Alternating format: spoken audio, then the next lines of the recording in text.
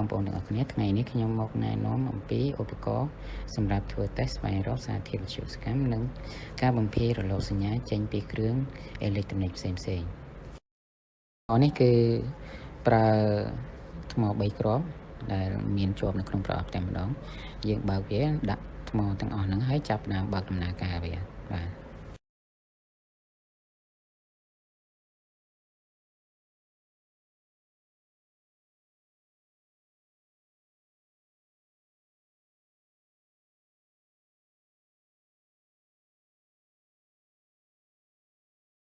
ដែលយើងដាក់ថ្មរួចហើយយើងចុចប៊ូតុងពណ៌ក្រហម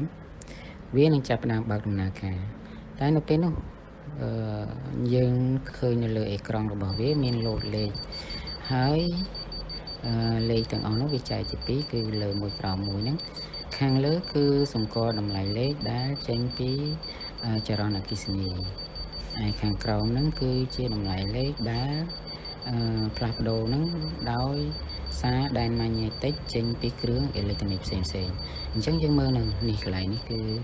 មានទាំងចរន្តអគ្គិសនីនិងមានទាំងដែនម៉ាញ៉េទិកនៃគ្រឿងអេឡិចត្រូនិកផ្សេងៗដែលគេហៅថា radiation ហ្នឹងណាអញ្ចឹងយើងមើលវាតម្លៃលេខផ្លាស់ប្ដូរ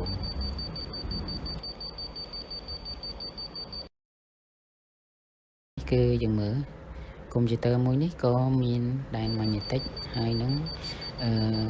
ចរន្តអគ្គិសនីឆ្លងកាត់វាដែរឃើញវាផ្លាស់ប្ដូរតម្លៃលេខរហូតណាឡើងចុះហើយក្នុងនោះមានកម្រិតនៃការលោតលេខប្រសិនបើលោតលេខខាងលើនោះវាប្រាប់ថាបើសិនជាតម្លៃលេខតិចមានប្រភេទជា safe ហើយនិង unsafe យើងមើលប្រសិនបើវាលោតចាប់ពី40ទៅគឺអាហ្នឹងគឺ unsafe តែបើក្រោម40គឺ safe មានន័យថាគ្រឿងអេឡិចត្រូនិកដែលយើងនៅជិតរាល់ថ្ងៃហ្នឹងគឺវាមានដែនម៉ាញ៉េទិកខ្លាំងតែបើយើងថយឲ្យឆ្ងាយផុតពីដែនរបស់វាទៅយើងនឹងអាចកាត់បន្ថយនៃការប៉ះពាល់ជាមួយនឹងគ្រឿងអេឡិចត្រូនិកនឹងបានខ្លះណាបាទមើលយើងមើលកន្លែងនេះកុំព្យូទ័រកន្លែងនេះឃើញដែនម៉ាញ៉េទិកច្រើនណាហើយចរន្តអគ្គិសនីក៏ខ្លាំងដែរណាដែនកន្លែងដល់ពេលយើងថយឲ្យឆ្ងាយបន្តិចទៅដែនម៉ាញ៉េទិកអត់សូវមានទេណាមានតែ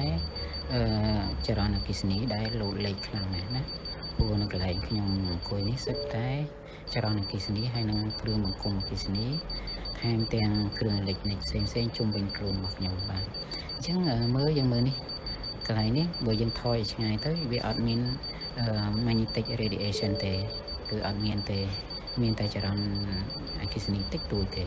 តែបើយើងងាកទៅកន្លែងយើងសេរីទៅកន្លែងណាដែលមើលដែលមានអគ្គិសនីងាកទៅបើអត់មានទេវាអត់លោភ្លើងទេប៉ុន្តែបើសិនជាមានខ្លាំងដល់កម្រិតដែលផ្ដល់ហ្នឹងណាវាចាប់ដើមលោតភ្លើងសញ្ញាណាហ្នឹងហើយងាកចុះងាកឡើងទៅរកកន្លែងណាដែលអត់មានរលកសញ្ញាខ្លាំងយើងអាច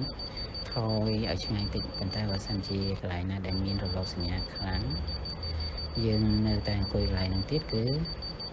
វាអាចប៉ះពាល់ដល់សុខភាពរបស់យើងណាអញ្ចឹងអរគុណដល់ការតាមដាននៅវីដេអូនេះបាទ